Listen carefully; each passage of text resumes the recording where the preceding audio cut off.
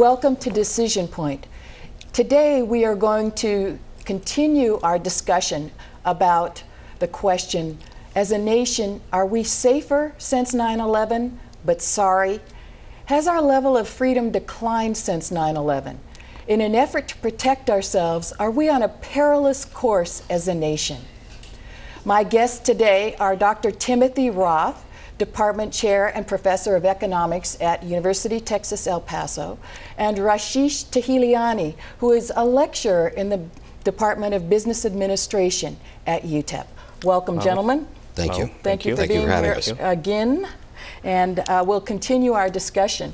We were talking about the whole issue of 9/11. And Rashish, you have friends and family who live in India. And how did those people react to the very tragic situation of 9/11? Oh, they were upset and angry just as we were. And I think that increased over the years because just as the United States has its 9/11, India has its 26/11. On November the 26th in 2008, they sent a bunch of terrorists to Bombay who entered Bombay through the boat and the Arabian Sea there and attacked and caused a lot of destruction. And it was unfortunate, the events that folded out after that, because one of them who was arrested, well, they first of all denied any links. Well, the others were killed. One of them who was arrested denied any links to any terrorist organization, yet his cell phone showed calls that had come and gone from terrorist camps. I think it was in the western part of Pakistan. So naturally, that's not going to make people happy. And a lot of our Kashmir problem is also due to a lot of these militant groups, I suspect, in Pakistan. So most countries around the world identify with the issue of terrorism and say, there, but the grace of God go I, that it can happen to anyone. Yes, and at least United States and India. Sure, at least we know that's true. With, yes. Sure. Now, Dr. Roth, can you tell us a little bit about the coexistence of Sharia law, which is Islamic law, which most of the terrorists that we dealt with from 9/11, that was sort of the motivating force, the whole Islamic, radical Islamic faith. Can that coexist with the Constitution of the United States? Are they two competing systems, or can they coexist happily? If your question goes to the following, that is to say, is there a sense in which the Constitution would contemplate the institutionalization of a separate body of law that must be recognized in American courts? The answer is unequivocal. Let me be very clear. Absolutely not. I'll put it even more plainly. To even think about that is ridiculous. We have a Constitution, our founding law, our fundamental law. We have a body of statutory law, and we have a body of common law. And to be very clear about it, those who choose to live here, legally or illegally, are subject to our law, no one else's. And I'll just make one other quick comment. There are, at least by my count, 3 Supreme Court justices, our Supreme Court, who have in various cases invoked international law and said that the body of international law emanating from the International Court of Justice, for example, should inform decisions made under the rubric of constitutional law in the United States. I can't think of any idea that is less accommodative of our Constitution and respect for it than that. And I mention this now because that's perhaps a bad metaphor to use. That's the camel's nose under the tent. If they set a precedent that acknowledges the impact of international law on our constitutional jurisprudence, then all bets are off. And I mention this again because it takes 5 justices to effect a ruling. They're 2 away by my count. And without getting into anything else related to that, Americans should take account of that. Well, I think that you're sounding very politically incorrect, Dr. Roth. I mean, you know, aren't we global citizens now, and shouldn't we take into account the UN and NATO and the international law and Europe, and aren't we global citizens, Dr. Roth? Once again, I'll give you a direct, candid answer. No, we are not global citizens. We are citizens of the United States of America, just like a citizen of Scotland is a citizen of Scotland, and by the way, of the United Kingdom, which is a slightly different construct. I do not recognize the concept of global citizenship. I don't know what that means. I do know that there are sovereign states. And I will suggest to you that those who tell us that we should adapt, and I'm talking now about citizens of other nations, and we should take the perspective that we are citizens of a global nation, are precisely the ones who would say that doesn't apply to us. And I can give you examples. Well, give us some examples. The French are very fond of correcting us and suggesting things that we ought somehow to do better. I suggest that an American who wonders about all of this ought to go to France and take account of the fact that, among other things, the French Assembly, in a bill signed by President Sarkozy, outlawed the wearing of the burqa for national security reasons. Yet the French would turn around and tell us that we shouldn't be in the business of attenuating rights defined in their account. So, I'm sorry, I don't mean to get emotional, but I'm impatient with all of this. I am a citizen of the United States of America. I am not a citizen of the world. I do not know what that means. Do you think that the whole Palestinian issue in the UN is an example of a dangerous precedent where the UN is voting to make Palestine a state, or do you think that's a separate issue? Let me give you a clinically objective answer to all of that. That's none of the United Nations' business. That should be left to the Israelis and the citizens of impacted lands in the Middle East. And I'll say somewhat jokingly, perhaps the English ought to take an interest in what's happening there because they created the problem. How did they create the problem? The Balfour Declaration, and we could talk about that at some length, but essentially they said there is this state called Palestine, we've done our work, and we're leaving.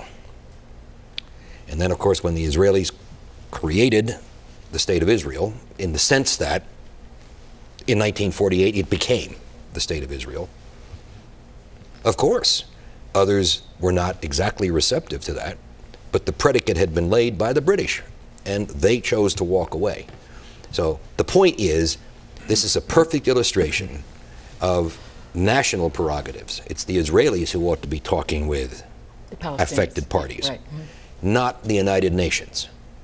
And I'll give you one other example, because I'm furious about it. The United Nations has this entity called the something or other of human rights. Oh, Commission on Human Rights. Commission on Human Rights, I guess it is. And I'd be making it up right now, but I have seen the list of membership. Right. Libya was until recently included, and so is Venezuela. I rest my case. Rashish, you have anything to add to this? About global citizenship, yes, I do. Quick comment on that one. I also am not much in favor of global citizenship because I think there is no such thing. Global citizenship is an attempt, a desperate attempt to please everyone. And when you try to please everyone, you end up pleasing no one. You know, the good old saying. Sure. So why don't we just do the right thing? Either way, we are going to disappoint some people, so who cares? So let us concentrate on doing what we think is right. And for us, it is respecting our Constitution, which is a great Constitution, by the way. You know, how can people not like the U.S. Constitution? You know, they really had a lot of vision when they put down all that they did. So, may I just add Sure. a quick word? Sure. Talking about people who lecture us, and I'm not saying that they do this, but it's of some interest that the Danes and the Dutch, who historically have been arguably the most aggressive promoters of the concept of multiculturalism, have now decided that's a bad idea and it doesn't work, and guess what? Our, meaning Danish and Dutch, national security is at risk. And so they've institutionalized all sorts of laws that target terrorists but implicate many of their own citizens. And so, once again, I don't want to listen to them about what we ought to do. We should do what we have to do, and we have to defend ourselves. And we answer to no global entity. How do you think that the founders of our country envisioned this tension between freedom and security? How was that built into the Constitution? In 100 words or less, the founders had a special project, and it was the institutionalization of a self-governing republic. And they believed in the concept of ordered liberty. That is to say, limited liberty. And the structure of rights, where the rights are determined by the citizens of the various states and of the federal government, determine the content of liberty. What they did say, though, was, we don't trust majorities against minorities, and therefore we will set up a system of checks and balances. Everyone's familiar with this. Federalism and the separation of powers.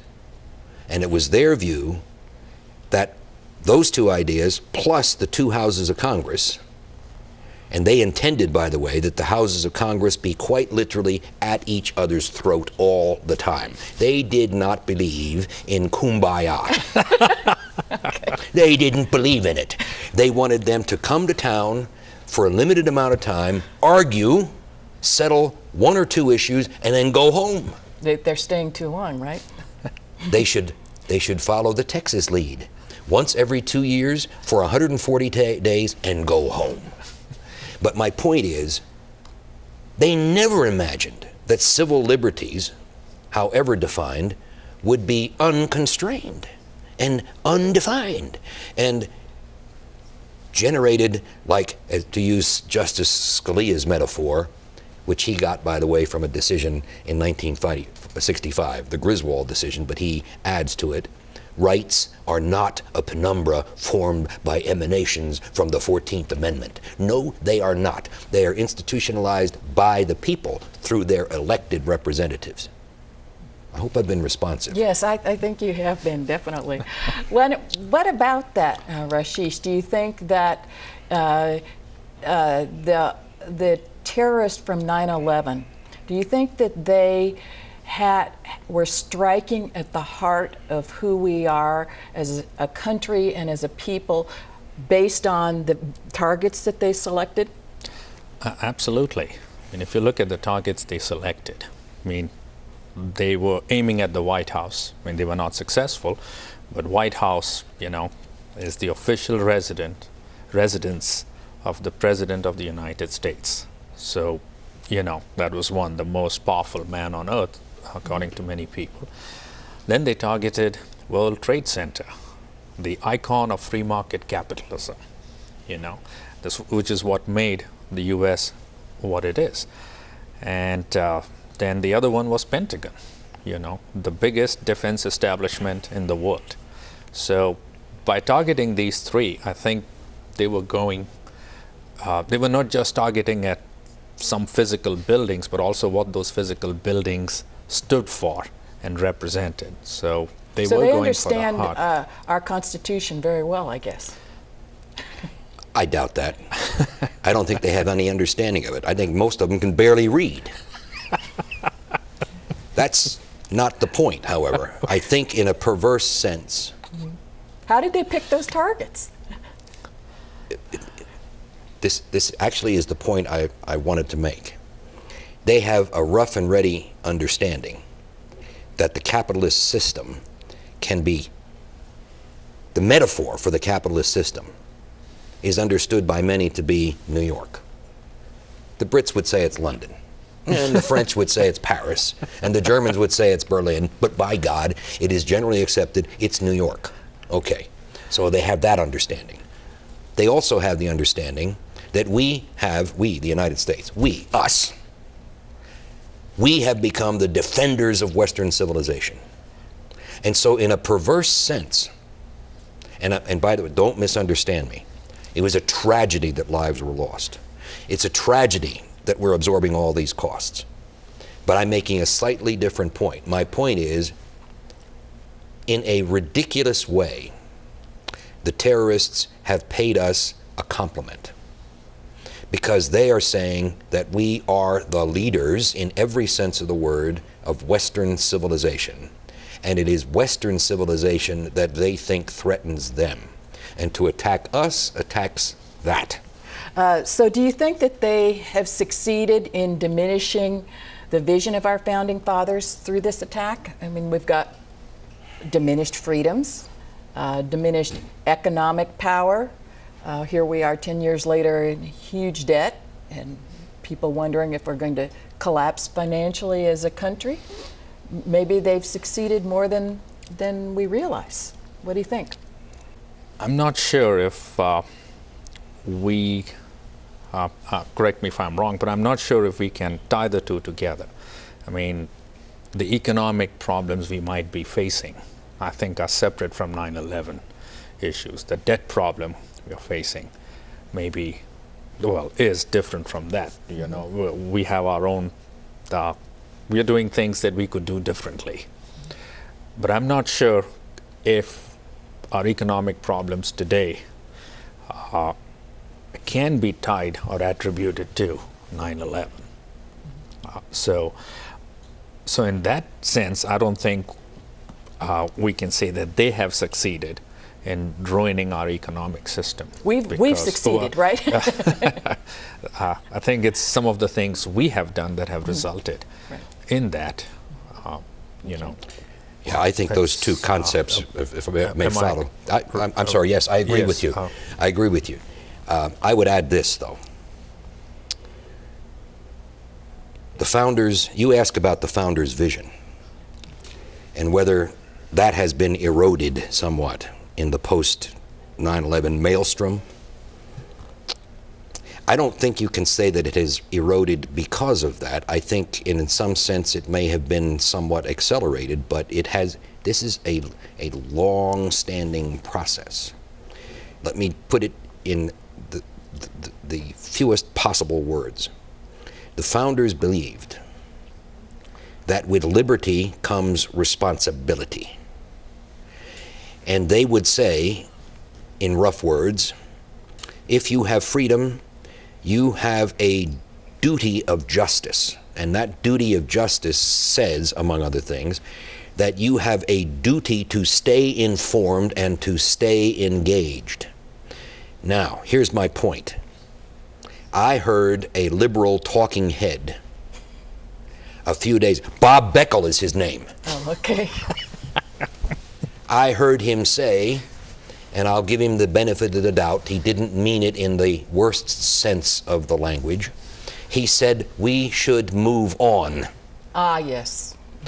No, we should not move on. One of the problems is that the American public spends too much time watching Dancing with Stars and not enough time thinking about our heritage, our institutions, and the protection thereof. And the founders would be outraged at that. And I am confident that, look, all you have to do is watch Jay Leno. Jay Leno's Jaywalking, where two persons who represented themselves as Stanford University undergraduates were asked the following question: who fought in the American Revolution? That was the way it was styled. Who fought in the American Revolution? And these two young ladies caucused, to use a Washington word, and he was patient, and having caucused, they selected a spokesperson, I suppose, in popular parlance. And this person said, England and France? Now, what more need be said? We cannot defend our heritage if people are stupid. We have to stay engaged, and we have to understand the threat, and we should stop guessing, trying to weigh this political imperative against that political imperative. So what you're saying is that actually one of the biggest threats to our freedom is not so much terrorism as it is ignorance. It is ignorance, and let me illustrate it this way. I am no fan of President Nixon. None. He's a dead person, so I will not attack him ad hominem. I will say, however, that he said one thing that was crystal clear and absolutely right. He said then, in 1972, it's okay, this will go away, the American public's memory is 9 months long. That's the danger. We have to respect our institutions, and we have to remember, and we do not do what Beckel says, and that is move on. And the imperative, by the way, is not change and hope. The imperative is defend America and respect its institutions. All right. Let's watch this clip that talks about the economic cost 10 years later of 9/11. The 9/11 attacks place unforeseen costs on many industries, regions, and economies. Steve Leisman has been looking at the cost to Wall Street, still not fully calculated 10 years later. I knew the world was going to be different for the New York Stock Exchange and for the financial services business. The direct impact of the attacks is still being debated. We know it destroyed 35 million square feet of real estate, only now being replaced. The cost of business interruption was estimated at nearly $20 billion. A New York Fed report estimated that 65,000 jobs were wiped out in the first month after the disaster. But by the end of 2002, the job level was pretty much where it would have been without the attack. Beyond the immediate cost, the industry faced a whole new series of ongoing expenses, a massive effort to create redundant trading floors and defenses against cyber threats so that Wall Street would not again be a potent target for terrorists. You look at cyber threats and what you can accomplish wreaking havoc in markets, wreaking havoc in the payment system. So my guess is they're spending, for every dollar they spend on technology, I wouldn't be surprised if they were spending 3 on security. For example, the New York Stock Exchange reportedly spent tens of millions of dollars creating a contingency trading floor. In the wake of 9/11, many Wall Street firms moved their critical computer infrastructure outside of Lower Manhattan, and they built redundant facilities even further.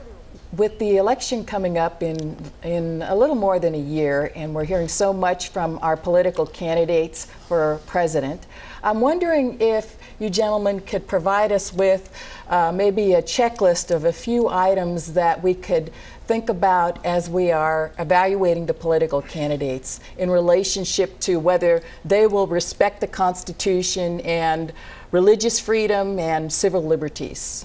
Rashish? Well,